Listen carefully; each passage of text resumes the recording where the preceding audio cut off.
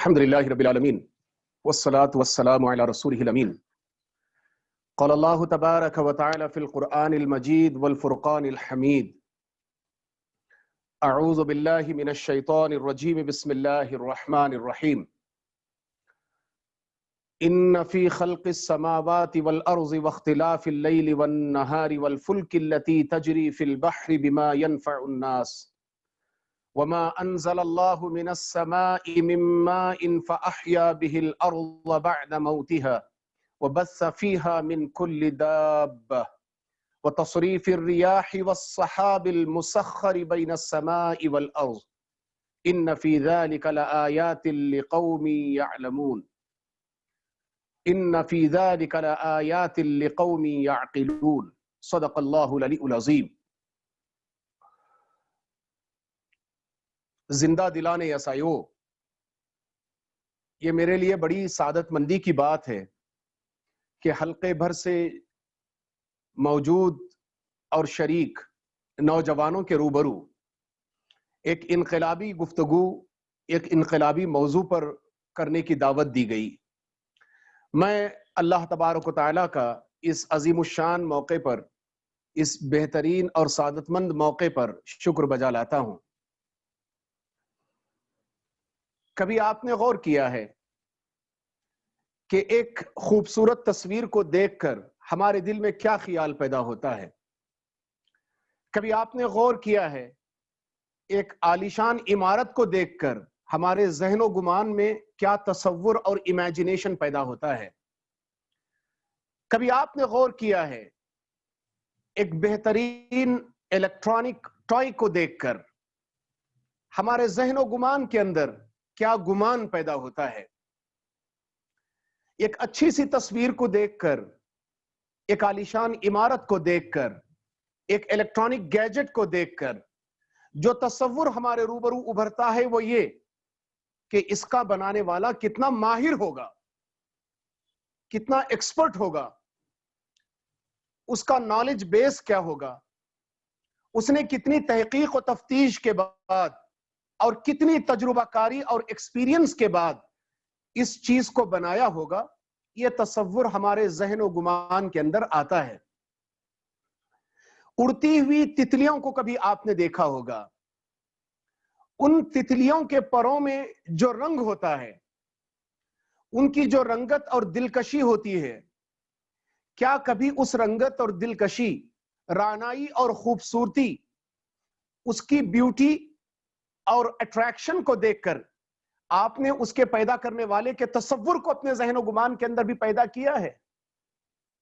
کہنے والے نے اچھی بات کہی، جو تتلیوں کے پروں پر بھی پھول کاٹتا ہے، جو تتلیوں کے پروں پر بھی پھول کاٹتا ہے، یہ کہتے ہیں اس کی کوئی نشانی نہیں. کائنات ایک بے پناہ، عجیب و غریب اللہ تبارک و تعالیٰ کی خلقت ہے. کائنات کا تذکرہ قرآن مجید نے جب کیا تو قرآن نے کائنات کے تذکرے سے پہلے لفظ خلق استعمال کیا. اس میں یہ مفہوم پوشیدہ ہے کہ یہ عظیم الشان کائنات، یہ آسمان و زمین، یہ دلکشیاں اور خوبصورتیاں، یہ پہاڑ اور جنگلات، یہ سمندر اور زمینی علاقے، یہ ریگستان اور پھر خوشگوار علاقے اور باغات، اپنی پاس ہیبت، جلال، خوبصورتی، رعنائی اور دلکشی رکھتے ہوئے بھی اللہ تبارک و تعالیٰ کی مخلوق ہیں. یہ پہلو قرآن مجید سے ہمیں معلوم ہوتا ہے، سمجھ میں آتا ہے. چنانچہ امام قرطبی رحمۃ اللہ علیہ نے اپنی تفسیر میں اس بات کی طرف اشارہ کیا ہے کہ ایک مرتبہ رسول اللہ صلی اللہ علیہ وسلم کے پاس چند مہمان آئے. اللہ کے رسول صلی اللہ علیہ وسلم نے دین اسلام کی دعوت پیش کی. اسلام کی دعوت کیا تھی؟ توحید کا ایک پیغام تھا. ایک اللہ تبارک و تعالیٰ کی عبادت اور ایک خالق و مالک کی طرف دعوت تھی. ان لوگوں نے اللہ تبارک و تعالیٰ کی اس تعارف اور وحدت و یگانگت اور اس کی وحدانیت کا تذکرہ رسول اللہ صلی اللہ علیہ وسلم کی زبانی سن کر یہ سوال کیا، کیف یسع الناس الہ واحد؟ ٹھیک ہے اے محمد الرسول اللہ صلی اللہ علیہ وسلم، آپ نے جس الہ آپ نے جس معبود کا ہمارے روبرو تعارف کروایا وہ اپنی جگہ پر تو بڑا ہے، لیکن کتنا بھی بڑا ہو وہ تمام انسانوں کے لیے ایک کیسے کافی ہو سکتا ہے؟ تمام انسان اس ایک معبود کی کیسے عبادت کر سکتے ہیں؟ اپنے اس اشکال کو، اپنے اس کوئری کو، اپنے اس ڈاؤٹ کو، اپنے اس شک و شبہ کی کیفیت کو انہوں نے رسول اللہ صلی اللہ علیہ وسلم کے روبرو پیش کیا۔ امام قرطبی نے اشارہ کیا کہ اللہ کے رسول صلی اللہ علیہ وسلم نے اپنے مہمانوں کے اس سوال کے جواب میں جو آیت کریمہ پڑھی وہ سورہ بقرہ کی آیت نمبر 164 تھی۔ اس آیت کریمہ میں رسول اللہ صلی اللہ علیہ وسلم نے قرآن کی زبانی اپنے مہمانوں کو یہ درس دیا کہ دیکھو، انما الہکم الہ واحد، تمہارا رب ایک رب ہے، معبود حقیقی ہے، وہی برحق ہے، اسی کے روبرو تمہیں سجدہ کرنا چاہیے، وہی تمہاری مرادوں کو، ضرورتوں کو، تمہارے کریئر کو اور تمہاری تمام نیڈز کو، نیسیسٹیز کو پورا کرتا ہے، اور وہ رب کائنات کو بھی سنبھالے ہوئے ہے۔ چنانچہ سورہ بقرہ کی آیت نمبر 163 میں اللہ تبارک و تعالیٰ کا بہت ہی جامع تعارف پیش کیا گیا۔ وَإِلَٰهُكُمْ إِلَٰهٌ وَاحِدٌ لَا إِلَٰهَ إِلَّا هُوَ الرَّحْمَٰنُ الرَّحِيمُ۔ وہ الہ ایک الہ ہے، واحد ہے، اس کے برابر کوئی نہیں، اس کا کوئی ہمسر اور مثیل نہیں، اور وہ بڑا رحمان اور رحیم ہے۔ پھر اس کے بعد رسول اللہ صلی اللہ علیہ وسلم نے اگلی آیت کریمہ پڑھی، اور اس آیت کریمہ میں کائنات کا تعارف پیش کیا گیا، آسمان اور زمین کا تعارف پیش کیا گیا، چلتی ہوئی کشتیوں کا تعارف پیش کیا گیا، اڑتے ہوئے بادلوں کا تذکرہ کیا گیا، زن زن چلتی ہوئی ہواؤں کا ذکر کیا گیا، اور پھر بتایا گیا، یہ درس دیا گیا کہ جب اس پوری کائنات کو وہ رب سنبھالے ہوئے ہے تو بھلا انسانوں کے لیے کسی اور رب کی ضرورت، کسی اور الہ کی ضرورت کہاں سے آ جاتی ہے؟ چنانچہ قرآن نے اشارہ کیا سورہ بقرہ کی آیت نمبر 164 میں، جس کے سلسلے میں اہل علم نے اشارہ کیا کہ یہ آیت آیت الآیات ہے۔ آیت عربی زبان میں نشانی، سائن، سمبل اور سگنیچر کے لیے استعمال کیا جاتا ہے، اور اس کی جمع یا اس کا پلورل فارم آیات ہے۔ آیت الآیات کا مطلب یہ کہ یہ آیت کریمہ کائنات کی نشانیوں کو بتاتی ہے، ہارمونائزڈ یونیورس کا تذکرہ کرتی ہے، کنسالیڈیٹڈ سٹرکچر کو بیان کرتی ہے۔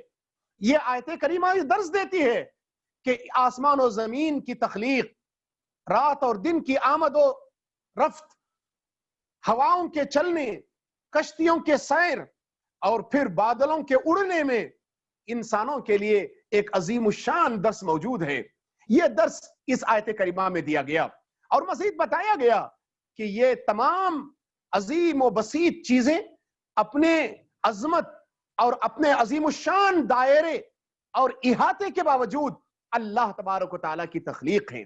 چنانچہ سورہ بقرہ کی آیت نمبر 164 میں جسے آیت الآیات کہا گیا، the words of the signatures کہا گیا، the words of the sign and symbols کہا گیا، اس آیت کریمہ میں قرآن اشارہ کرتا ہے ان فی خلق السماوات والارض، آسمانوں اور زمین کی تخلیق میں، واختلاف اللیل والنہار، دن کے آنے، دن اور رات کے آنے جانے میں، والفلک التي تجری فی البحر بما ينفع الناس، ان کشتیوں کے چلنے میں جو جب چلتی ہیں تو لوگوں کے منافع کی چیزیں لے کر جاتی ہیں۔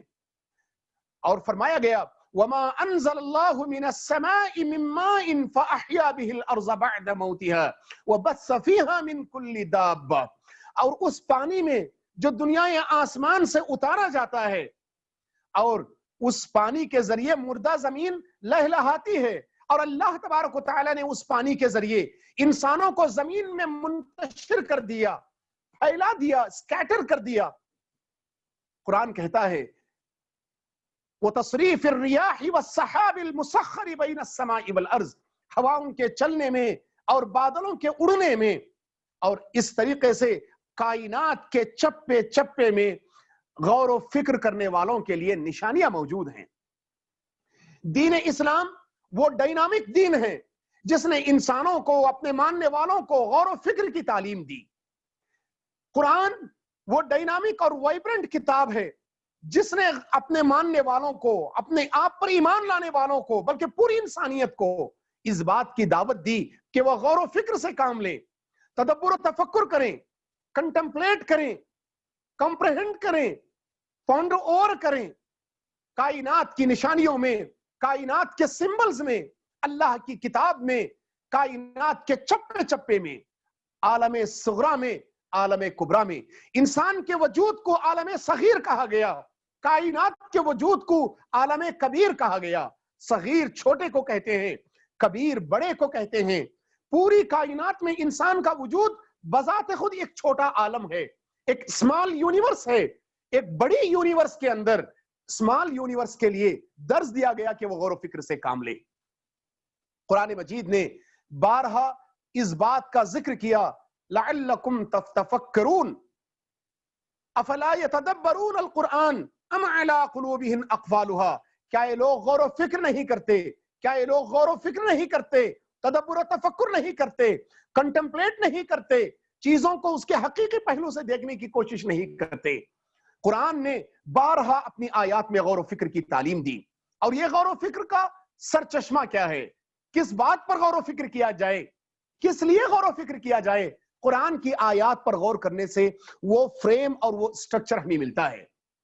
بندہ مومن اللہ تبارک و تعالیٰ کی کائنات میں غور و فکر اس لیے کرتا ہے تاکہ اس کے ذریعے اللہ کی قدرت، اللہ کی کاریگری، اس کی صنعت اور اللہ تبارک و تعالیٰ کا مین فریم سٹرکچر انسانوں کے روبرو آ جائے۔ ایک کافر محض کائنات کے اندر ڈوبنے کے لیے غور و فکر کرتا ہے۔ کافر اور اللہ پر ایمان نہ لانے والا، اس کی پوری توجہ جب غور و فکر اور تحقیق و تفتیش کے میدان میں ہوتی ہے تو محض اس لیے کہ وہ کائنات کے سربستہ رازوں کو نکال کر انسانوں کے روبرو پیش کرے۔ جبکہ ایک بندہ مومن غور و فکر کرتا ہے تو اس کا مفہوم یہ ہوتا ہے کہ وہ اس کے ذریعے کائنات کے رازوں کو اللہ کے تعارف کے لیے انسانوں کے روبرو پیش کرتا ہے۔ یہ واضح فرق ہمارے روبرو موجود ہونا چاہیے۔ ہماری تحقیق خالق اس کے تعارف کروانے اور پھر اس پر اپنے ایمان کی زیادتی کے لیے ہوگی۔ یہ پہلو جب ہمارے روبرو ہوگا تو کائنات کا ایک ہارمونائزڈ سٹرکچر جو خالق کے ساتھ، پیدا کرنے والے کے ساتھ اور پھر کائنات کے اپنے وجود کے ساتھ ہے، ہمیں ہارنسڈ ہوتا دکھائی دے گا، انٹیگریٹڈ ہوتا دکھائی دے گا اور اس کے اندر کوئی فرق نظر نہیں آئے گا۔ چنانچہ سورہ بقرہ کی آیت نمبر 164 میں اشارہ کیا گیا، ان فی خلق السماوات والارض، آسمانوں اور زمین کی تخلیق میں، واختلاف اللیل والنہار، رات اور دن کے آنے جانے میں۔ آپ غور و فکر کریں کہ قرآن مجید نے جب بھی کائنات کا ذکر کیا تو آسمان کا تذکرہ کیا۔ پیئر سیمن ایک زبردست ماہر فلکیات گزرے ہیں، انہوں نے لفظ سما پر غور و فکر کیا ہے۔ عام طور پر ہمارے ہاں یہ مفہوم پایا جاتا ہے کہ سما کا لفظ آسمان کے لیے استعمال کیا جاتا ہے، حالانکہ سما کا لفظ عربی زبان میں اور خود قرآنک پرسپیکٹیو میں مختلف ڈائمنشنز میں استعمال ہوتا ہے۔ سما کا لفظ آسمان کے لیے بھی استعمال ہوتا ہے، سما کا لفظ ایٹماسفیئر کے لیے بھی استعمال ہوتا ہے، سما کا لفظ نیبیولا اور پھر اٹامک کلیکشن کے لیے بھی استعمال ہوتا ہے۔ مختلف پرسپیکٹیوز میں لفظ سما کا استعمال کیا جاتا ہے۔ چنانچہ خود قرآن نے اشارہ کیا، ثم استوى الى السماء وهي دخان۔ آپ کو معلوم ہونا چاہیے، آپ میں سے اکثر انجینئرنگ اور سائنس کے طلبہ ہوں گے، یا ایٹ لیسٹ آپ نے اپنے بیسک سکولنگ کے دوران سائنس کی بنیادی چیزوں کو پڑھا ہوگا۔ کائنات میں ایک وقت وہ تھا جبکہ مادے سے زیادہ، میٹر سے زیادہ انرجی موجود تھی۔ اس زمانے میں، ان حالات میں اور ان اوقات میں ایٹمز بننا شروع ہوئے۔ جب یہ ایٹمز کلیکٹ ہونا شروع ہوئے تو ایک نیبولا کی شکل اختیار کر گئے۔ اس نیبولا کے لیے عربی زبان میں لفظ دخان استعمال ہوتا ہے۔ قرآن نے اس دخان کے لیے بھی لفظ سما کا استعمال کیا، ثم استوى الى السماء وهي دخان۔ تمہارا رب آسمان کے جانب متوجہ ہوا، حالانکہ ابھی آسمان بنا نہیں تھا۔ ترجمہ تو یہ ہونا چاہیے کہ تمہارا رب نیبولا کی جانب متوجہ ہوا۔ اس وقت وہ نیبولا ایک اٹامک کلیکشن تھا۔ قرآن مجید نے اس کا تذکرہ کیا۔ پھر جب یہ اللہ تبارک و تعالیٰ کی مشیت ہوئی کہ اس اٹامک سٹرکچر سے آسمان بنایا جائے تو قرآن نے اشارہ کیا فَقَضَاهُنَّ سَبْعَ سَمَاوَاتٍ، تمہارے رب نے اس اٹامک نیبولا سے 7 آسمان بنائے۔ وہ 7 آسمان کیسے بنائے؟ قرآن نے اس کے سلسلے میں بھی رہنمائی کی۔ قرآن اشارہ کرتا ہے الَّذِي خَلَقَ سَبْعَ سَمَاوَاتٍ طِبَاقًا، تمہارے رب نے 7 آسمانوں کو تہ بتہ بنایا۔ کیا ان آسمانوں کو یوں ہی بنا کر چھوڑ دیا گیا؟ قرآن نے کہا نہیں، بلکہ ان آسمانوں کو ڈیکوریٹ کر دیا گیا، ان کو خوبصورت بنایا گیا۔ وَلَقَدْ زَيَّنَّا السَّمَاءَ الدُّنْيَا بِمَصَابِيحَ وَجَعَلْنَاهَا رُجُومًا لِلشَّيَاطِينِ وَأَعْتَدْنَا لَهُمْ عَذَابَ السَّعِيرِ، ہم نے آسمان کو ستاروں کے ذریعے ڈیکوریٹ کر دیا۔ کیا یہ ڈیکوریٹ کرنے کے پیچھے کوئی مقصد ہے یا اسے بے مقصد ایسے کر دیا گیا؟ قرآن نے سورہ قاف میں اس کی طرف اشارہ کیا۔ قرآن کہتا ہے أَفَلَمْ يَنْظُرُوا إِلَى السَّمَاءِ فَوْقَهُمْ كَيْفَ بَنَيْنَاهَا وَزَيَّنَّاهَا وَمَا لَهَا مِنْ فُرُوجٍ، کیا یہ لوگ اپنی نگاہوں کو اٹھا کر دنیا آسمان کی طرف نہیں دیکھتے اپنے اوپر کہ ہم نے اسے کیسے بنایا، کیسے خوبصورتی عطا کی، اور ہم نے اس میں کوئی شگاف نہیں رکھا۔ قرآن مجید نے انسانوں کو چیلنج کیا کہ اپنی نظروں کو بار بار دنیا آسمان کی طرف لے جاؤ۔ الذی خلق 7 سماوات طباقا ما ترى فی خلق الرحمن من تفاوت، دیکھیے یہاں بھی لفظ خلق استعمال کیا گیا۔ آسمان عظیم الشان مخلوق ہے، لیکن پھر بھی وہ اللہ کی کاریگری ہے، پھر بھی وہ اللہ کی مخلوق ہے، پھر بھی وہ اللہ کا کریشن ہے۔ اگر آسمان اور زمین کی کاریگری میں آپ کو تخلیق کا لفظ اور اللہ کی خلقت کا لفظ آپ نکال دیتے ہو تو پھر خالق اور مخلوق کا رشتہ ٹوٹ جاتا ہے، اور یہیں سے تحقیق اور تفتیش کے، ریسرچ اور ڈیولپمنٹ کے غلط اور دوسرے ڈائمنشنز پیدا ہو جاتے ہیں جس کا مکلف بندہ مومن نہیں ہے۔ مومن سے مطالبہ کیا گیا کہ وہ کائنات کے رشتے کو اللہ تبارک و تعالیٰ سے جوڑے، کائنات کے ہڈن ایسپیکٹس کو، کائنات کے سربستہ رازوں کو نکال باہر کرے تاکہ نہ ماننے والے اللہ کو مان لیں اور جو ماننے والے ہیں ان کے ایمان میں اضافہ ہو جائے۔ چنانچہ قرآن نے کہا ان فی خلق السماوات والارض، آسمانوں اور زمین کی تخلیق میں، واختلاف اللیل والنہار۔ اب غور کریں، قرآن مجید نے جہاں آسمان کی تخلیق کا ذکر کیا وہیں زمین کی بھی تخلیق کا ذکر کیا، حالانکہ ایک عظیم الشان آسمان کے روبرو زمین ایک چھوٹی سی چیز ہے، ایک چھوٹی سی شے ہے۔ کیا وجہ ہے کہ آسمانوں کے ساتھ زمین کا بھی ذکر کیا گیا؟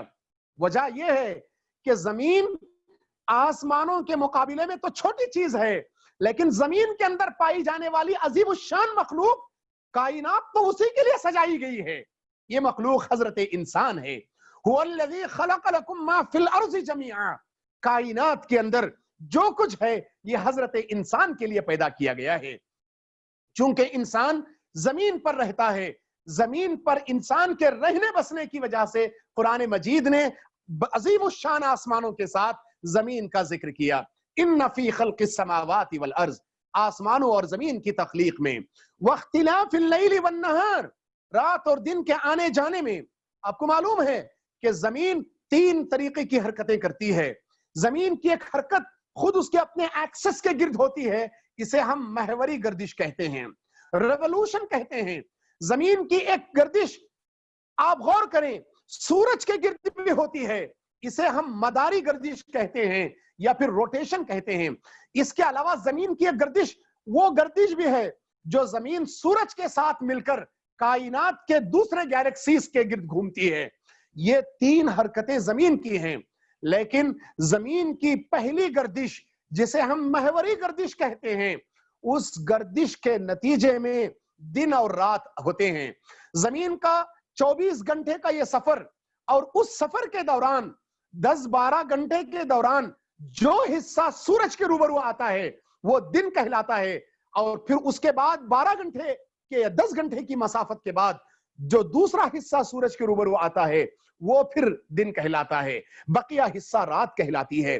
تو دن اور رات کے آنے جانے میں، دن اور رات کے اس عظیم الشان نظام میں کیوں یہ نظام قائم کیا گیا؟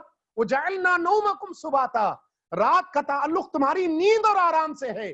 وَجَعَلْنَا اللَّيْلَ وَجَعَلْنَا النَّهَارَ مَعَاشًا، اور حقیقت یہ ہے کہ ہم نے تمہارے دن کے لیے تگودو، کوشش، جدوجہد، کاوش اور سٹرگل اور سٹرائیو کا ایک ذریعہ اور وقت بنایا۔ تو دن اور رات کے آنے جانے میں اللہ تبارک و تعالیٰ نے انسانوں کے لیے نشانیاں رکھی، غور و فکر کرنے والوں کے لیے نشانیاں رکھی۔ پھر قرآن نے اشارہ کیا وَالْفُلْكِ الَّتِي تَجْرِي فِي الْبَحْرِ، اور ان کشتیوں میں جو سمندروں میں، دریاؤں میں چلتی ہیں، بِمَا يَنْفَعُ النَّاسِ، ان چیزوں کو اٹھا کر چلتی ہیں جو لوگوں کو فائدہ پہنچاتے ہیں۔ میں بتاتا چلوں، عربی زبان میں فلک کا لفظ فلک سے بنا ہے، اور فلک کے معنی ہے چکر لگانے کے۔ اور آپ کو جان کر تعجب ہوگا کہ عربی زبان میں کشتی کو فلک اس لیے کہا جاتا ہے کہ کشتی پانی کے گرد چکر لگاتی ہے۔ عربی زبان میں پانی کے ایک بڑے ذخیرے کے لیے بحر کا لفظ استعمال ہوتا ہے۔ بحر کا لفظ سمندر کے لیے بھی استعمال ہوتا ہے اور دریا کے لیے بھی استعمال ہوتا ہے، سی کے لیے بھی استعمال ہوتا ہے، اور پھر ریورس کے لیے بھی بحر کا لفظ استعمال ہوتا ہے۔ آپ غور کریں، قرآن اشارہ کرتا ہے کہ تمہارے سٹیمرز میں، تمہارے بورڈز میں، تمہارے شپس میں، تمہارے سب میرینز میں، تمہارے سونارز میں، تمہارے نیول آبجیکٹس میں اللہ تبارک و تعالیٰ نے تمہارے لیے بہترین غور و فکر کا سامان رکھا۔ وہ غور و فکر کا سامان کیا ہے؟ اگر آپ نہیں جانتے تو کسی میکینیکل انجینئر سے پوچھ لیجئے۔ مجھے امید ہے کہ اس پروگرام میں محترم امین الحسن صاحب کے فرزند قیس الحسن بھی ہوں گے۔ قیس بہتر انداز میں جانتے ہیں کہ کس طریقے سے نیول آبجیکٹس کو میٹالک سٹرکچر سے بنایا جاتا ہے۔ آپ کو معلوم ہے آدھا کے جی کا پتھر اگر پانی میں ڈال دیا جائے تو وہ پانی کی تہ میں چلا جاتا ہے، ڈوب جاتا ہے، لیکن ٹنوں لوہے سے بنی ہوئی یہ جہازیں، یہ بوٹس اور یہ سب میرینز پھر بھی پانی میں تیرتی ہیں۔ تمہاری غور و فکر کا یہ سامان ہے کہ وہ رب جو آدھا کے جی لوہے کے پتھر کو پانی کی جڑ کے اندر لے جاتا ہے، وہی رب ٹنوں لوہے سے بنی ہوئی کشتیوں کو پانی پر بہاتا ہے۔ یہ تمہارے لیے غور و فکر کا سامان ہے، اور یہ کشتیاں تمہارے لیے ساز و سامان لے جاتی ہیں تجارت کا۔ ہندوستان میں چونکہ ابھی ہم نے اتنی ترقی نہیں کی اور آبی ذخائر سے ہم نے اتنا فائدہ نہیں اٹھایا۔ اگر کبھی آپ فار ایگزامپل، میں نے بارہا ہانگ کانگ کے ذریعے چائنا ٹریول کیا ہے، اور میں آپ کو بتاتا چلوں اپنے اس ٹریول کے دوران مجھے بارہا فیریز سے، نیول فیریز سے ٹریول کرنے کا موقع ملا۔ ہانگ کانگ سے جب آپ زانگشن یا شنگائی یا پھر آپ زوہائی سٹی کے لیے جاتے ہو تو آپ کے لیے زبردست فیریز موجود ہیں، ہائی سپیڈ فیریز۔ یہ سمندر کے راستے سے آپ کو لے جاتے ہیں، اور وہاں پہنچتے ہوئے آپ کو اندازہ ہوتا ہے کہ ایک عظیم الشان دنیا ہے، بڑے بڑے فیریز ہیں، سووں لوگوں کو اپنے اندر بٹھائی ہوئی ہیں، باہر ایک زبردست آبی ذخیرہ ہے، اپنے اندر تجارت کے سامان یہ فیریز اور یہ سٹیمرز اور یہ بوٹس لے کر چل رہی ہیں۔ کیا اس میں تمہارے لیے غور و فکر کا سامان نہیں؟ ذرا غور کریں۔ میں درمیان میں آرگنائزر سے بتاتا ہوں کہ اگر میرا وقت ختم ہو چکا تو وہ بتا دیں کہ وقت ختم ہو چکا۔ ہم آگے بڑھتے ہیں۔ قرآن نے پھر اشارہ کیا وَمَا أَنزَلَ اللَّهُ مِنَ السَّمَاءِ مِن مَّاءٍ فَأَحْيَا بِهِ الْأَرْضَ بَعْدَ مَوْتِهَا وَبَثَّ فِيهَا مِن كُلِّ دَابَّةٍ، اور جو پانی اللہ تبارک و تعالیٰ نے دنیا آسمان سے اتارا، اس پانی میں اللہ تبارک و تعالیٰ نے زندگی کا ساز و سامان رکھا۔ وقت مجھے گنجائش نہیں دیتا، ورنہ میں آپ کو بتاتا کہ قرآن نے بارش سے ہونے والے پانی کے لیے کتنے بہترین الفاظ استعمال کیے۔ عموماً دنیا یا آسمان سے اترنے والا بارش انسانوں کے لیے فائدہ مند ثابت ہوتا ہے۔ اس کے علاوہ کبھی کبھی طغیانی اور طوفانی کے نتیجے میں انسانوں کی تباہیاں بھی ہوتی ہیں، بربادیاں بھی ہوتی ہیں۔ اگر آپ دیکھیں قرآن اشارہ کرتا ہے کہ تمہارے پانی کے ذخائر تو زمین پر ہیں، سمندر زمین پر ہے، آبی ذخائر دریا زمین پر ہیں، لیکن یہ آبی ذخائر سورج کی گرمی کے نتیجے میں اپنے پانی کو اوپر اٹھاتے ہیں، اور آپ کو معلوم ہے کیومولس کلاؤڈز بنتے ہیں جسے ہم ابر کہتے ہیں۔ یہ کیومولس کلاؤڈز گھومتے پھرتے رہتے ہیں دنیا آسمان میں۔ یہ کیومولس کلاؤڈز، یہ ابر، یہ ایک دوسرے کے ساتھ ملتے ہیں اور کیومولو نمبس کلاؤڈز یا امرے مطیر بن جاتے ہیں، برسنے والے بادل بنتے ہیں۔ پھر اس کے بعد یہ برسنے والے بادل ایک جگہ سے دوسری جگہ جاتے ہوئے اس طریقے سے سٹیکٹ ہو جاتے ہیں، اب ان کو سٹیکٹ کلاؤڈز کہا جاتا ہے، اور جس طریقے سے یہ برستے ہیں انسانوں کی اجڑی ہوئی بستیاں، اجڑی ہوئی آبادیاں انسانوں کے لیے خوشخبری کا ساز و سامان دیتی ہیں۔ آپ کو معلوم ہے طرابلس کی جنگ میں فاطمہ بنت عبداللہ کا نام ہم نے سنا ہے، یہ ایک بچی جو پانی کا مشکیزہ اٹھائے جنگ کے قیدیوں، جنگ کے سپاہیوں کو پانی پلا رہی تھی۔ ایک جگہ پر میدان جنگ میں پانی پانی کہتے ہوئے کراہنے کی آواز آئی۔ بچپن میں اسکول کی کتابوں میں ہم نے اس طریقے کے واقعات پڑھے تھے، آج کل اسکولوں کے نصاب سے اس طریقے کے واقعات کو نکال دیا گیا۔ آپ کو جان کر تعجب ہوگا کہ فاطمہ پانی کا مشکیزہ لے کر وہاں پہنچتی ہے، جیسے ہی دیکھتی ہے اور پانی پلانے والی ہوتی ہے کہ بازو والا سپاہی جو گرا ہوا ہے وہ بھی پانی کی آواز پانی پانی کہہ کر پکارتا ہے۔ پہلے سپاہی نے دوسری کی طرف ہاتھ اٹھایا، دوسری طرف پہنچتی ہے تو تیسری طرف پانی کی آواز آتی ہے۔ یہ واقعہ ہم نے بارہا سنا، اس واقعے کو میں اس لیے نہیں سنا رہا ہوں کہ فاطمہ بنت عبداللہ کی قربانی بتا دوں، یہ واقعہ اس لیے بتا رہا ہوں کہ فاطمہ جب آخری سپاہی تک پہنچتی ہے وہ مر چکا ہوتا ہے، پھر وہ پہلے والے سپاہی تک آتی ہے، وہ بھی شہید ہو چکا ہے۔ اس طریقے سے کئی سپاہی شہید ہو چکے۔ پانی کا ایک گھونٹ انسانی زندگی کو آباد کرتا ہے۔ انسانی زندگی سے پانی کو نکال دیا جائے، میدان جنگ کے سپاہی بھی مرتے مرتے جو کراہتے ہوئے ہیں، شہید ہوتے ہوئے جو الفاظ استعمال کرتے ہیں وہ پانی ہے۔ ان قحط زدہ علاقوں سے پوچھئے جن علاقوں میں سال ہا سال بارشیں نہیں ہوتی، وہاں پانی کی قلت انسانوں کو کیا پیغام دیتی ہے۔ قرآن اشارہ کرتا ہے حتیٰ کہ جو کاربن، جو پینسل ہم لکھنے کے لیے استعمال کرتے ہیں، اس پینسل کے اندر بھی اللہ تبارک و تعالیٰ نے پانی رکھا، اور ریسرچ انجینئرز بتاتے ہیں کہ اگر کاربن سے بھی واٹر کنٹینٹ کو نکال لیا جائے اب کاربن لکھنے کے قابل نہیں رہتا، کاربن نہیں رہتا۔ یہ وہ حقیقت ہے، اللہ تعالیٰ نے کائنات کی ہر چیز کو پانی سے پیدا کیا۔ قرآن اشارہ کرتا ہے، جانتے ہو یہ پانی کہاں سے آتا ہے؟ بارشیں برساتی ہیں، بادل ہی ان پانی کو لے آتی ہیں۔ قرآن نے یہ بھی اشارہ کیا کہ یہ بادل اگر کسی بستی میں کئی دنوں تک واٹر سپلائی نہ ہو، بورز ختم ہو جائیں تو ٹینکرز کے ذریعے پانی منگایا جاتا ہے۔ یہ بادل واٹر ٹینکرز ہیں، نیچرل واٹر ٹینکرز ہیں جو زمین پر پانی کو لے کر گھومتے ہیں اور اللہ کے حکم سے پانی کو برساتے ہیں۔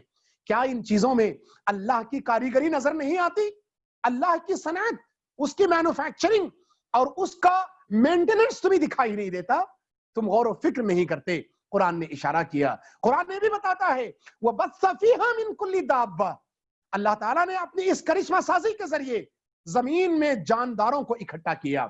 جاندار دو طریقے کے ہیں، ایک طریقے کے جاندار وہ جو خود بخود پیدا ہوتے ہیں، ٹڈی اور کئی قسم کے کیڑے پتنگے پروانے، یہ خود بخود پیدا ہو جاتے ہیں، اور دوسرے پتنگے اور دوسرے جانور وہ ہیں جو میل اور فیمیل کے ملاپ سے پیدا ہوتے ہیں۔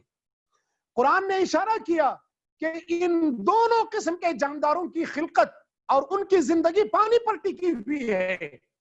وَبَثَّ فِيهَا مِن كُلِّ دَابَّةٍ، ہم نے اس پانی کے ذریعے انسانوں کو زمین میں پھیلا دیا۔ جس جگہ پانی موجود ہے وہاں انسانی آبادیاں بستی ہیں، جس جگہ پانی موجود نہیں ہے حتیٰ کہ شیر اور جنگلی جانور بھی اپنے شکار کے لیے پانی کے قریب جا کر بیٹھتے ہیں تاکہ ان کا شکار پانی کو ڈھونڈتے ہوئے وہاں پہنچے اور وہ اسے دبوچ لیں۔ کیا اس میں ہمارے لیے اللہ کی تخلیق اور کاریگری نظر نہیں آتی؟ قرآن نے اشارہ کیا، قرآن آگے یہ بھی کہتا ہے وَتَصْرِيفِ الرِّيَاحِ، ہواؤں کے چلنے میں۔ ڈاکٹر نسیم اس پروگرام میں موجود ہیں۔ ڈاکٹر نسیم آپ سن لیں، آپ کے سلسلے میں نے ایک شعر کہا، شاعر کہتا ہے بوئے گل پھیلتی کس طرح جو ہوتی نہ نصیب، نسیم ہوا کے لیے استعمال کیا جاتا ہے۔ شاعر کہتا ہے کہ پھول کی خوشبو کہاں پھیلتی اگر ہوا موجود نہ ہوتی۔ قرآن مجید نے اچھی ہواؤں کے لیے پلورل فارم استعمال کیا اور نقصان دہ ہواؤں کے لیے سنگولر فارم استعمال کیا۔ ریح کا لفظ قرآن میں جہاں بھی آیا عذاب کے لیے آیا، اور اس کا پلورل فارم ریاح، جمع کا لفظ یہ فائدہ مند ہواؤں کے لیے استعمال کیا گیا. یہ قرآن کا اعجاز ہے کہ قرآن سنگولر فارم کو نقصان دہ ہوا کہتا ہے اور پلورل فارم کو فائدہ مند ہوا کہتا ہے. قرآن کہتا ہے تصریف الریاح. مجھے اشارہ مل رہا ہے کہ میرا ٹائم اپ ہو چکا ہے. میں اپنی گفتگو کو یہی ختم کرتا ہوں. اللہ تبارک و تعالیٰ سے دعا ہے کہ اللہ تبارک و تعالیٰ کائنات کی اس تخلیق میں، کائنات کی اس کاریگری میں ہمارے روبرو اللہ کی حقیقی خلقت کو، اس کی رعنائی اور اس کی دلکشی کو ہمارے روبرو واضح فرما دے. اس کے ذریعے ہمارے ایمان میں اضافہ ہو. آپ جیسے نوجوان کائنات کے سربستہ رازوں کو نکالنے کے لیے کھڑے ہوں، ایکسپلور کرنے کے لیے کھڑے ہوں. آپ کی ریسرچ یہ ہو کہ کائنات کے ذریعے انسانوں کے روبرو اللہ کی تخلیق اور اللہ کی خالق ہونے کا پیغام آپ انسانوں کو پہنچاتے چلے جائیں. یہ عجیب و غریب معاملہ ہے کہ مسلمان آج سائنس اور ریسرچ کے میدان میں پیچھے ہو گئے. آج ہم اپنے باپ دادا کی جاگیرداریوں سے خوش ہیں. آج ہم اچھی طرح اس بات سے خوش ہیں کہ چھوٹا موٹا بزنس ہم نے بنا لیا اور وہ اس سے ہماری فیملیز چل رہی ہیں اور اس سے ہم کروڑ پتی بن گئے. ہونا تو یہ چاہیے کہ ہر مسلمان گھر اپنے اندر ایک ریسرچ سائنٹسٹ تیار کرے، ایک ریسرچ انجینئر تیار کرے اور ہمارے اندر اللہ کی کاریگری کو ایکسپلور کرنے، اسے انسانوں کے روبرو پیش کرنے کا مادہ پیدا ہو. میں اللہ تعالیٰ سے دعا کرتا ہوں کہ اللہ تعالیٰ ہمیں اس کی توفیق عطا فرمائے. آمین. وآخر دعوانا ان الحمد للہ رب العالمین.